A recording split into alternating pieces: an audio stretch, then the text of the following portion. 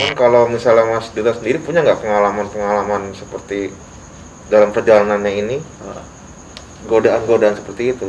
Godaan-godaan seperti gaib-gaib gitu, hantu-hantu gitu. Mungkin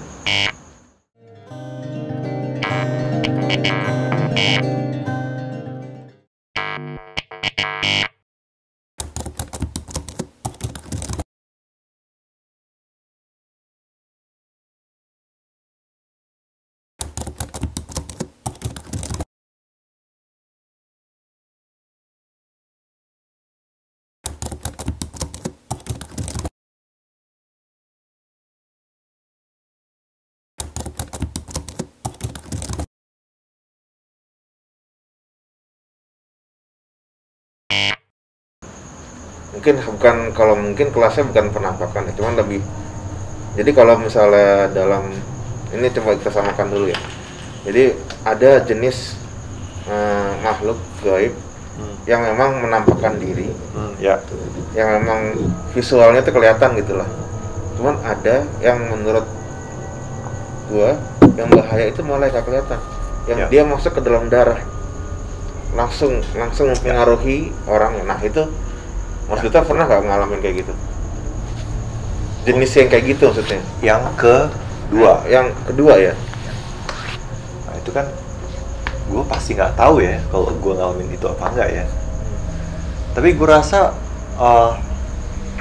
setiap dari kita mungkin pernah ngalamin gitu ya.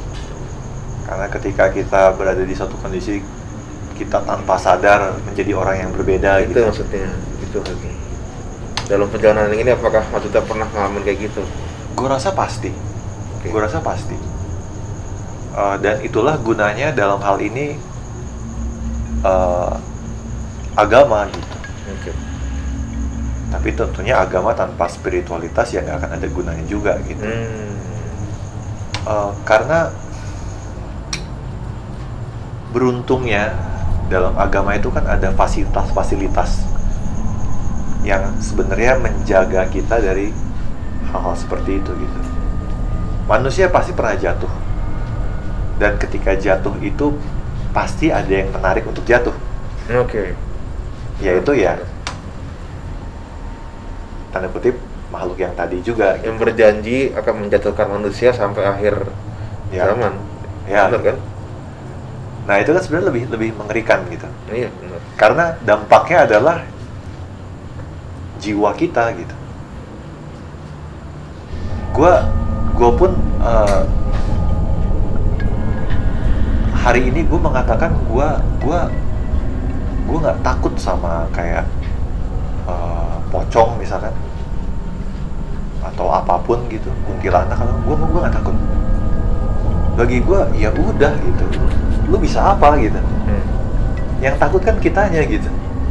Sebenarnya kalau yang itu misalnya gitu ya. Iya, kalau makhluk itu nih sedikit nambahin aja. Jadi kalau makhluk itu bisa melakukan hal buruk apabila pikirannya itu terkena gitu. Jadi misalnya dia menampaki itu, terus kepengaruh gitu ininya, mentalnya, jiwanya, ngaruh tuh dia. Kenapa orang bisa kepengaruh? Itu dia.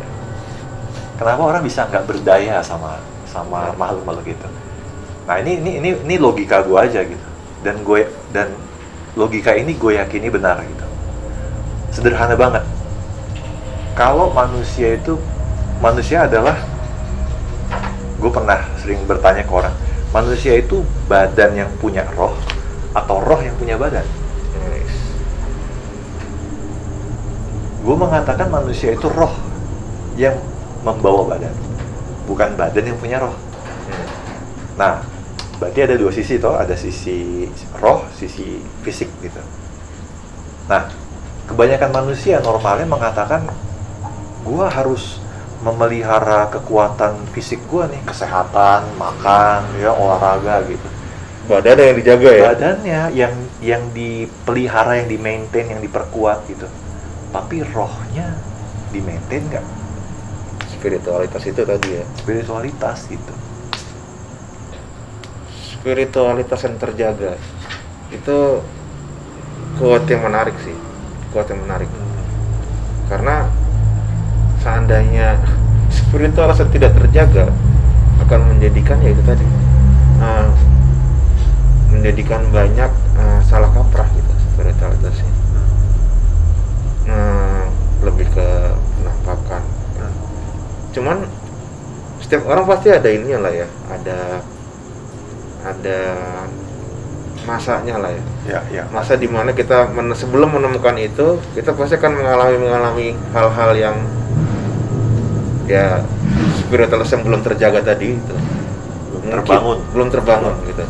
Jadi masih mengartikan semua hal yang terjadi sama dia secara yang kita tahu gitu, budaya-budaya yang kita tahu. Misalnya kalau ngelihat bayangan putih lewat gitu, lo akan ngelihat, langsung lo asumsi itu Mrs. K gitu. Gitu. Itu masalah gue nggak pernah mau nyebutin ya, karena sebenarnya yang baru gue tahu ketika kita menyebutkan gitu langsung hadir gitu. Jadi kayak gue berusaha ini mungkin untuk nggak menghadirkan mereka sih sebenarnya. Since tadi udah menyebutkan satu, ya kebetulan biarkan dia di sini dulu aja lah. Ya. Gitu. Jadi yang pengen gue tanyain sih, mungkin Mas Duta ada pengalaman yang spiritualitas yang mengarah ke sana gitu.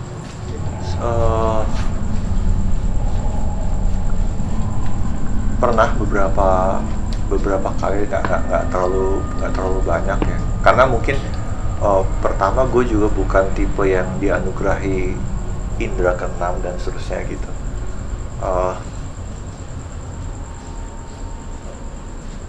Gue pernah punya pengalaman ya, tapi justru peristiwa ini menarik peristiwanya, karena justru peristiwa ini membawa pertumbuhan bagi spiritualitas gue. Pada akhirnya in the end peristiwa ini menjadi sarana yang membuat gue justru semakin kokoh imannya gitu. Iya, semakin kuat rohnya. Yeah. Semoga gitu. Peristiwanya di Bali. Jadi waktu itu gue lagi ada gig bersama beberapa teman-teman gue. Ada basis ya, ada pemain kahon, ada basisnya bawa bawa istrinya, pemain kahonnya bawa istrinya, kalau nggak salah ya berdua, 3, 4, berlima ya. Nah, waktu itu intinya adalah kami setelah dari jalan-jalan dari pantai gitu, terus waktu itu lokasinya ada lokasi yang emang jauh dari peradaban. Kami waktu itu mau jalan balik ke hotel, terus waktu itu kami nggak nemu kendaraan buat bisa pulang ke hotel. Akhirnya kami jalan kaki di sepanjang jalan itu. Kira-kira jalannya itu kayak di pegunungan, hutan kanan kiri, berkelok-kelok gitu kan, dan nggak ada lampu. Waktu itu udah malam, jadi jarang banget kami nemu lampu jalan tuh yang kuning tuh, tiang gitu, sehingga sepanjang perjalanan itu bisa dikatakan kami sering nerangin jalan tuh pakai handphone gitu, pakai handphone. Nah, sepanjang jalan sampai di titik tertentu itu tuh gue mulai denger suara-suara, bunyi-bunyi dari sebelah kiri. Kita jalannya tuh di kiri, di pinggir kiri, di aspal gitu, tapi sebelah kiri itu udah, kiri itu apa? Ada apa? Rumputan tinggi lah, pohon-pohon gitu. Kadang seperti itu, kadang hutan gitu. Dan jarang ketemu rumah. Nah, sekalinya ketemu rumah itu, kalau di rumah itu ada orang itu pasti akan ngeliatin kita tuh. Karena aneh mungkin, dia pikir kok ngapain ini orang gitu, apa gimana? Setelah gue pikir gitu. Oke. Soalnya dia cuma ngeliatin ngeliatin kita lewat aja gitu. Dan memang sepanjang perjalanan itu nggak ada orang yang jalan kaki, cuma kita doang, cuma kami doang, berlima gitu. Nah terus di sebelah kiri gue dengar suara-suara kayak apa sih kalau ibu-ibu di desa gitu, kayak apa, numbuk padi itu, suara itu antara bunyi itu ketuk gitu, atau kayak bunyi kayak apa sih, bambu kalau dipukul-pukul gitu. Iya. Gitu. Yang kayak buat itu ya, buat ronda itu ya. Iya. Nah itu lumayan lama tuh. Itu mengiringi lo pas jalan gitu. Mengiringi. Oke. Yang awal gue mikir, di sebelah sana mungkin lagi ada rumah penduduk yang lagi mainkan alat musik tradisional. Cuma secara logika kalau lihat sana mungkin nggak ada yang memainkan itu. Ya namanya di pegunungan kan mungkin aja ada orang, ada pedesaan atau yang mungkin aja gitu. Oke. Dan gue juga nggak mikirin ke situ juga gitu. Dan gue yakin waktu itu teman-teman gue juga merasakan hal yang sama gitu. Cuma kita kan harus menggembirakan diri gitu. Ya kita ngobrol-ngobrol ngalor ngidul gitu. Cuman di situ ya gue bisa ngerasain ini ada aura-aura yang kurang asik gitu. Nah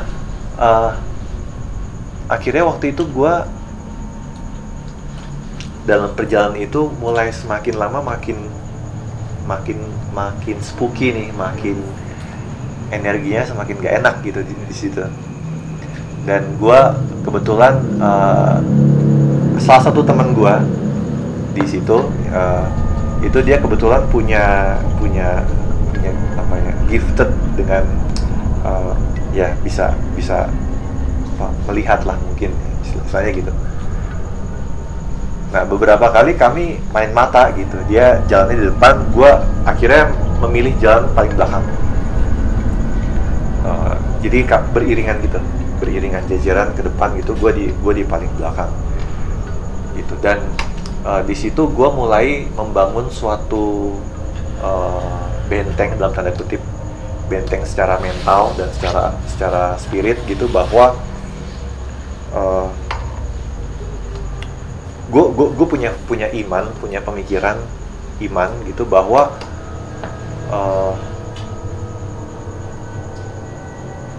nggak ada yang bisa berkuasa atas diri gue selain pemilik gue. Gue termasuk orang yang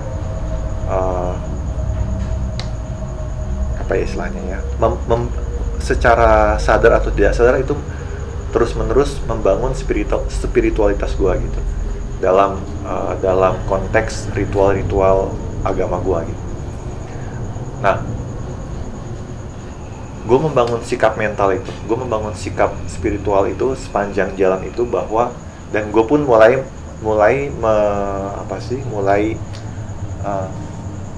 mendaraskan doa-doa di situ.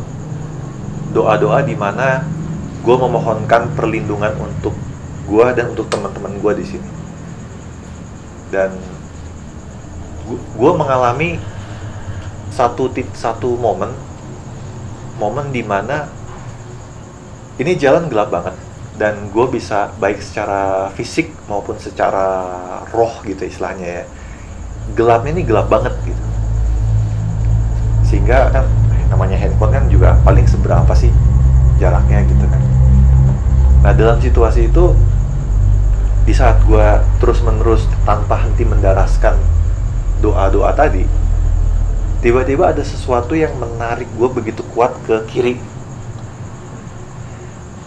Dan gue kehilangan kesadaran selama 1 detik. Gue kehilangan, gue blank di situ. Dan nariknya itu bukan narik secara fisik, nariknya itu secara jiwa gitu. Tapi gue langsung balik satu detik, kira-kira 1 detik ada. Gue kehilangan kesadaran 1 detik. Dan begitu gue balik sadar, gue seperti apa ya, gue bersyukur gitu. Gue bersyukur gue punya Tuhan, dan gue punya relasi dengan Tuhan yang bagi gue segala sesuatu yang terjadi dengan diri gue itu ada di tangannya, bukan di tangan siapapun atau apapun. Gue mensyukuri itu gitu. Nah saat itu gue manggil teman gue gitu, bro gitu, dia di jalan di depan gitu, terus dia nengok gue, terus dia nyengir gitu. Gitu. Nah ini puncak peristiwa pengalaman itu. Nah ada lagi setelah itu kami di menjelang akhir perjalanan kami menuju hotel tadi, akhirnya kami tiba di satu turunan panjang. Di depan turunan itu ada jembatan panjang, dan kita bisa ngelihat abis jembatan tanjakan lagi, dan ada hotel dan terang. Tapi bukan hotel kita gitu, tapi kita ketemu peradaban lagi nih gitu. Dan di sepanjang jembatan itu ada lampu, tiang-tiang lampu jalan tuh nyala semua tuh. Jadi dari kegelapan kita menuju terang. Kami seneng dong. Wah, yes. Kita nyebrang jembatannya. Nah, jembatannya itu bawahnya tuh sungai besar yang bermuara ke pantai, ke laut. Nah, waktu kita bareng-bareng nyampe di jembatan itu, jebret, semua lampunya toto mati semua. Shit man. Ya udah, kami langsung buru-buru nyebrang gitu. Nyampe atas ada hotel, pas ada kendaraan lewat. Langsung mau kemana deh, kasarnya gitu. Mau ke hotel ini gitu. Oh ya ayo gitu. Berapa harganya beli gitu? Berapa ininya ongkosnya? 100.000 nggak salah dia mintanya. Oke, berangkat. Berapa aja tuh ya? Gitu. Karena kalau dilihat dari kondisi seperti itu, sepertinya makhluknya nggak mau ngelepas tuh. Ya. Iya. Karena pengen tetap kalian ada di area gelap itu, sepertinya. Jadi untungnya Mas Duta juga memberikan kekuatan juga ya. Karena daripada memilih takut, Mas Duta memilih untuk menyerahkan semuanya kepada Tuhan. Karena sebenarnya ketika kita, jadi gini, berada di dalam suatu spiritualitas nggak berarti kalian tuh bebas dari godaan makhluk. Karena makhluk itu kan selalu menggoda, dan dia berjanji sampai akhir zaman dia akan menggoda gitu, baik maupun lewat secara pikiran maupun lewat penampakan. Jadi mungkin pesannya sih, ketika dihadirkan itu suatu penampakan, ya lebih baik pilihlah untuk menjadi orang yang beriman ya. Karena memang sebenarnya Tuhan memberikan penampakan seperti kita dikasih pilihan gitu. Lo memilih jalan yang mana nih? Ya. Lo makin dekat sama gue atau makin menjauh? Gitu. Ketika itu semisalnya Mas Duta memilih takut, buyar gitu. Pasti buyar. Dan bersyukurnya ya selamat ya. Bersyukurnya selamat sih. Itu karena memang Bali terkenal kan dengan makhluk-makhluknya yang dipelihara ganas, gitu. Dipelihara karena kan ya, Bali ya. kan dipelihara juga ya. Nah, kalau boleh sharing juga sih, dalam perjalanan ke sini saya juga punya pengalaman seperti itu, baru dari perjalanan dari sini gitu. Jadi memang ketika menuju ke sini saya mendengarkan suatu channel YouTube kebetulan. Jadi channel YouTube itu bercerita tentang suatu fenomena penampakan. Cuman yang menarik, terasa sangat jujur gitu. Maksudnya bukan seperti kebanyakan channel YouTube sekarang yang menjual perang antar dukun atau menjual penampakan yang kita entah itu tahu bener apa enggak gitu. Cuman ini dia cerita, benar cerita. Intinya sih ceritanya itu mengenai seseorang yang sudah meninggal. Oke. Cuman dia masih ada utang lah istilahnya. Si orang yang meninggal. Yes, hidup ini. Di situ sorry ini pending ini. Jadi ketika si naratornya itu bercerita, banyak godaan-godaan itu. Dan dia sempat mention di terakhir di episode-nya itu, dia bilang kalau misalnya kalian nanti ditampakin gitu atau diikutin, cukup sampaikan salam aja. Karena dia mungkin hanya ingin terima kasih karena sudah didoakan gitu. Karena ada di satu sesi dalam videonya itu dia nyuruh kita doa bareng, doain ya buat teman kita yang udah meninggal ini gitu. Dan literally tadi saya menuju sini ada dia. Dan bahkan dia ada sekarang di sini gitu. Cuman jangan takut gitu. Karena memang sebenarnya mereka cuman ya makhluk. Dan sebenarnya tujuannya bukan buat nakutin dia. Ketika datang dia cuma bilang terima kasih ya, didoain gitu. Senyum. Gitu. Dan sekarang dia masih pengen dengar ceritanya gitu, Oke, kalian membuat ini, dia tertarik gitu jadi apapun pembicaraannya dia langsung secara spiritual juga pengen menangkap itu juga gitu. Ini auranya bagus, energinya bagus, saya ingin ikut gitu. Saya aku boleh, silahkan gitu. Jangan dijadikan suatu komoditas entertainment, atau harusnya spiritualitas itu menjadi suatu kendaraan kan. Spiritualitas harus menjadi suatu permenungan ke dalam diri gitu. Harus menjadi sesuatu yang ranahnya itu suci gitu, ranah yang kudus antara gue dengan pencipta gue gitu. Masalah ya di dunia ini kan memang ya hal-hal roh-roh itu memang ada gitu di sekeliling kita gitu. Ada ya? Gue memang ada gitu, dan kita memang hidup bersama mereka gitu. Dan memang kita sebetulnya ya bener kata tadi lu bilang bahwa mereka pun butuh didoakan. Mereka pun membutuhkan keselamatan jiwa mereka gitu. Dan mungkin mereka nggak tahu harus ke siapa gitu. Dan ketika ada yang mendoakan mereka gitu, itu akan menjadi suatu air yang menyejukkan buat mereka gitu. Dan itu sebenarnya sangat tidak sepantasnya untuk tanda kutip dikomersilkan gitu. Bahkan ada salah satu channel nih Mas Dut, yang aku rada kurang respect ya. Jadi kayak mereka membangunkan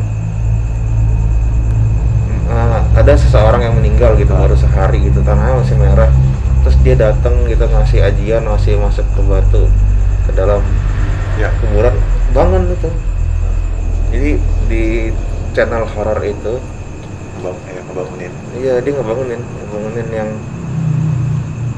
ada orang baru meninggal 1 hari, umurnya baru 1 hari, tanahnya masih merah, dikasih ajian gitu, dan dia bangun dengan kebusukan yang udah mulai ada di badannya gitu. Dan dia bertanya sama yang bangun, kenapa bangun ini, salah gua apa gitu, kenapa harus diginiin gitu. Kasian sih, jujur kasian banget ngeliatnya, karena memang demi konten. Cuman emang sih videonya yang nonton 4 juta. Jadi ya kalau secara uang yang punya channel dapat, cuman kan jadi salah kaprah gitu maksudnya. Ya dibalikin aja, kalau lo digituin mau nggak gitu? Lo mau nggak digituin, dikomersilin demi keuntungan finansial orang lain gitu misalnya gitu. Udah mulai kelakuan manusia udah lebih jelek dibanding makhluk itu sendiri, kadang-kadang sedih. Cuman katanya maksudnya punya cerita lagi, boleh di share ceritanya Mas? Ini gue baru aja ngalamin sih. Jadi waktu pandemi kemarin, selama pandemi ini, setelah agak longgar pandeminya gitu ya belakangan ini, gue sama teman-teman memutuskan jalan-jalan refreshing lah keluar kota gitu, naik mobil gitu. Ya lumayan kan selama ini berapa bulan di rumah gitu kan. Jadi kita seneng banget tuh bisa jalan-jalan naik mobil rame-rame gitu, empet-empetan sih waktu itu.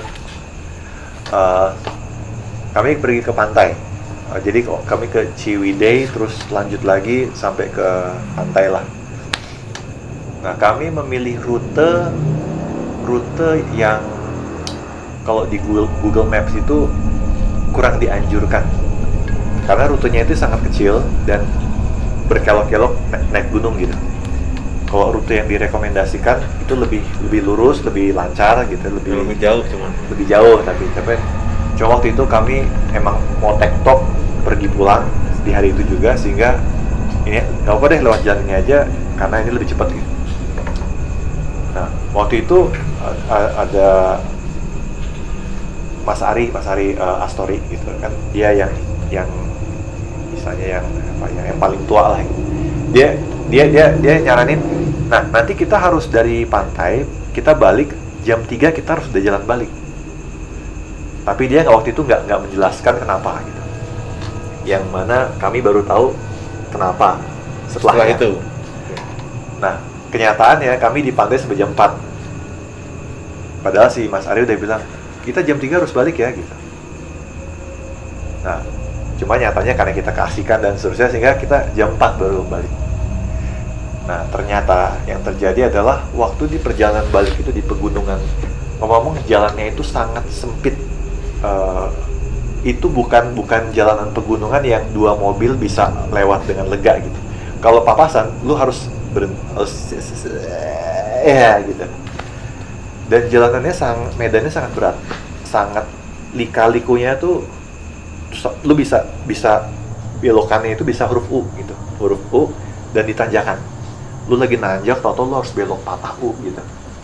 Jadi emang harus yang emang biasa nyetir dengan kondisi medan seperti itu gitu. Nah, bukan soal itunya, tapi ternyata kabut turun. Jam 4 sore itu kabut ternyata turun. Dan kabutnya itu bener-bener, lu tahu kalau main game Resident Evil kan? Ya. Persis kayak gitu. Ya. Lu bayangin, lu nyetir, ini nggak hujan nih. Lu nyetir dengan medan sesulit itu, yang mana lu kalau di pegunungan yang tanjak-tanjak turun curam gitu, lu nggak mungkin pelan. Kalau lu pelan, lu akan kehilangan momentum buat nanjak. Apalagi mobilnya manual gitu. Sehingga, tapi masalahnya pandangannya sangat pendek karena kabutnya tebel banget, putih banget, tebel banget. Putih apa gelap ya? Ya pokoknya gitu lah ya, sore-sore, bayangin sore-sore tapi kabutnya tebelnya minta ampun gitu. Udah masang lampu tuh padahal tuh, tetep aja kagak nembus gitu. Yang nyetir bukan gua waktu itu,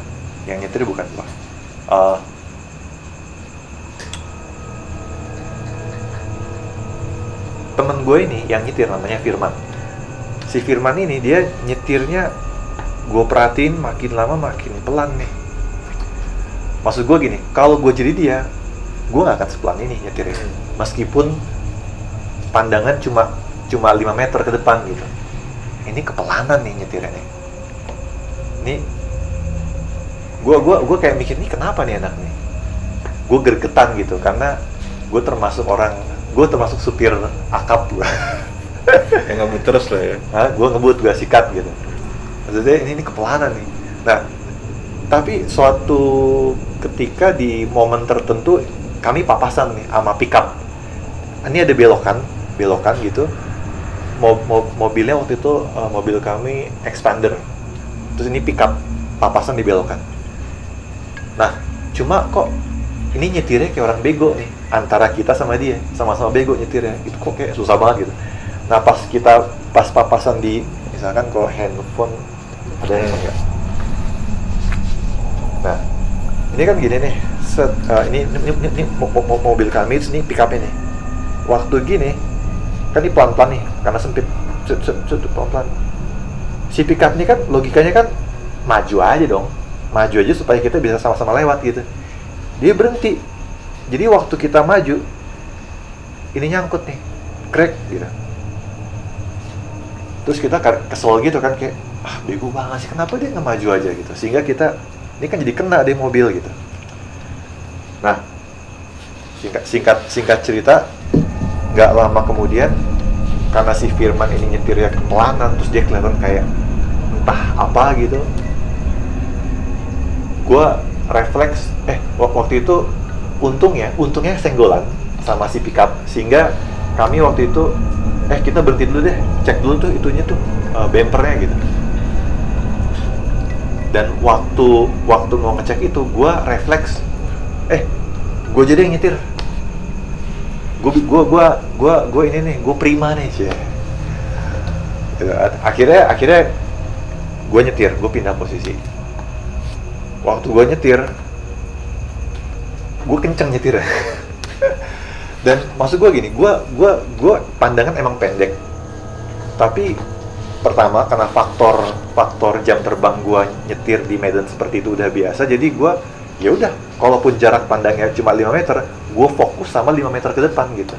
Tapi gue harus tetap tancap gas gitu. Karena kalau gue nggak nancep gas, itu nanjaknya curam banget dan belok-belok itu nggak bakal bisa lewat gitu. Dan kedua ya, gue nggak tahu ya. Ini lagi-lagi faktor spiritualitas lagi gitu. Gue seolah-olah bisa ngelihat aja gitu. Gue nyetirnya yakin banget, sangat yakin dan sangat sikat banget gitu. Dan ya itu seolah-olah gue bisa ngelihat gitu. Padahal pekatnya tuh pekat banget. Nah, singkat kata, setelah itu baru cerita nih bahwa si teman gue ini yang nyetir ini, si Firman ini, dia bilang gini, gue bener-bener nggak bisa ngelihat. Gue bener-bener lu bayangin kalau di medan kayak gitu, itu kecepatan lu cuma 10-20 km per jam, sepelan itu gitu, kayak orang mau berhenti gitu. Kan itu nggak masuk akal gitu. Ya, singkat kata, doi ketempelan. Ketempelan dengan yang dan dia yang nempel itu nutupin matanya. Singkat kata gitu, bagi yang bisa ngelihat. Dan sepanjang gue nyetir, itu si istrinya Mas Ari itu duduk di belakang gue, itu udah baca gitu. Nah, sekali lagi pengalaman itu jadi tanda kutip jadi bukti buat gue betapa pentingnya kita memaintain spiritualitas kita gitu. Karena akan sangat tanda kutip berguna bagi bekal kita di dunia ini gitu. Karena kalau bukan mengandalkan Tuhan, siapa lagi gitu. Apalagi kalau sudah terkait dengan ranah-ranah sesuatu yang di luar dimensi kita gitu. Jadi kalau misalnya boleh kasih kata kesimpulan ya. Jadi memang spiritualitas jangan dijadikan suatu komoditas, jangan dijadikan suatu hiburan, cuman lebih dijadikan ke kendaraan buat mengenal siapa sih kita, misi kita apa sih gitu. Dan lebih dalamnya lagi mungkin ini akan menjadikan kendaraan untuk mengenal Tuhan ya. Harusnya begitu ya, harusnya gitu. Dengan cerita-cerita yang keluar dari Mas Duta tadi seperti memberikan contoh sih, bahwa memang bukan berarti kita terbebas dari godaan itu kan selalu ada, cuman gunakan spiritualitas itu untuk membentengi kita malah ya. Seperti kita hari ini, dari tadi kita seperti terbentengi dari godaan-godaan gitu ya, dari circle ini kita terbebas lah. Justru malah makhluk-makhluk itu malah seperti mendengarkan gitu, kayak tertarik ya. Sebenarnya itulah tujuan tujuan gua gitu ya buat bikin seperti ini untuk jangan dijadikan ketakutan, jangan pernah menjual ketakutan gitu, karena sebenarnya spiritualitas gaib itu adalah sesuatu emang yang harus kalian kenali dulu Ya. karena semua kan melihat pada waktunya sih. Ya, pasti pada waktunya. Jadi terima kasih Mas Duta, Sama-sama, terima kasih obrolan Om Semar. berkualitas hari ini. Semoga masih mau ya saya undang lagi, nanti kita akan bicara lebih banyak lagi nanti ya. Siap. Terima kasih semua people yang sudah mengikuti dari awal sampai akhir. Semoga tontonan ini menjadikan suatu pelajaran buat kita bahwa spiritualitas bukan untuk ditakutin, cuma untuk menjadikan kendaraan mengenal siapa dirimu.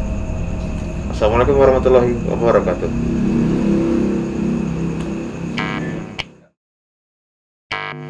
Smart people, jangan lupa untuk subscribe channel kami, Ojo Dume Series.